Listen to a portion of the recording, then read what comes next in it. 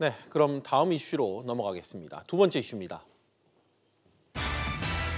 DLF 불안전 판매 확인. 대규모 원금 손실과 불안전 판매 논란을 빚고 있는 이 금리연계 파생결합펀드 DLF에 대한 금융감독 검사 결과가 오늘 발표됐습니다. 은행이 DLF 판매 5건 가운데 1건꼴로 투자자 성향을 임의로 조작하는 등 불안전 판매를 저지른 것으로 드러났습니다.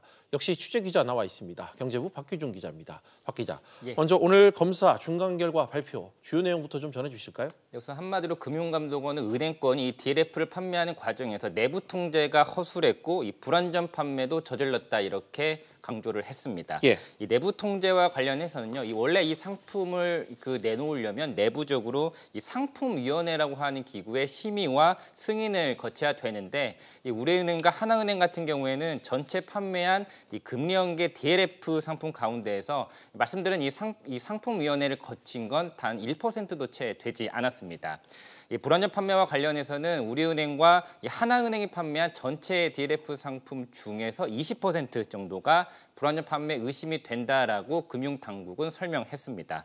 예를 들면 이 판매한 PB가 투자 성향을 본인이 직접 이 항목을 조작을 한다거나 또 일반 영업점 직원이 판매 PB를 대신해서 이런 무자격자가 DLF를 판매하는 식이었습니다.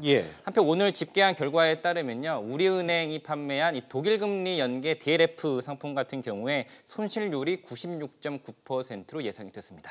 네, 일단 이번 검사 결과가 투자자 입장에서 상당히 중요할 수 있는 게 좀 원금을 투자 손실을 좀 보상받을 수 있느냐, 또 얼마나 받을 수 있느냐 이 부분인데 좀 어떻습니까? 단정할 수는 없습니다. 하지만 오늘 검사 결과가 향후 이 투자자들 배상 비율을 끌어올리는 데는 긍정적으로 작용할 것으로 보입니다. 금융감독원은 이 배상 비율을 최종적으로 결정하는 분쟁조정위원회를 이르면 이달 말 정도에 개최할 것이라고 밝혔는데요. 금감원은 이 판매자 차원에서 불안전 판매뿐만 아니라 이번에 의심이 되는 이 본점 차원에서의 판매 압박도 추후에 이 분조의 배상 비율을 결정할 때 참고로 쓰겠다 이렇게 설명을 했습니다. 다만 이 과거 분조위가 내린 결정을 보면 이 손해에 비해 20에서 50% 배상 결정을 내렸었거든요. 그러한 전례에 비춰보면 손실액의 절반을 초과하는 금액을 이 투자자들이 받아내기가 쉽지 않을 것으로 보입니다. 또 금융감독원은 오늘 검사 결과를 추후에 검찰 등 이런 수사기관이 자료를 요청하면 제출할 것이라고 밝혀서 이러한 자료들이 향후 법정 소송에서도 투자자들에게 긍정적으로 작용할 것이라는 관측이 있습니다. 또 이번 이 사건을 계기로 은행들의 초고위험 금융상품 판매를 좀 규제해야 된다, 이런 목소리가 좀 높아질 것 같은데 뭐 개선책이나 해결 방안 좀 나온 게 있을까요?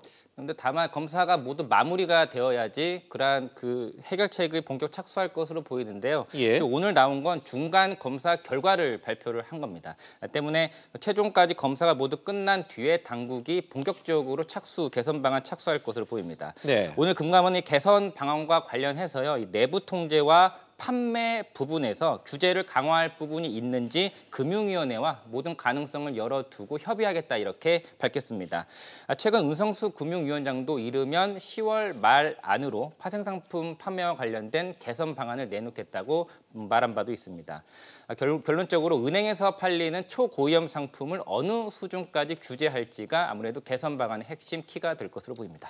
네, 박 기자 잘 들었습니다.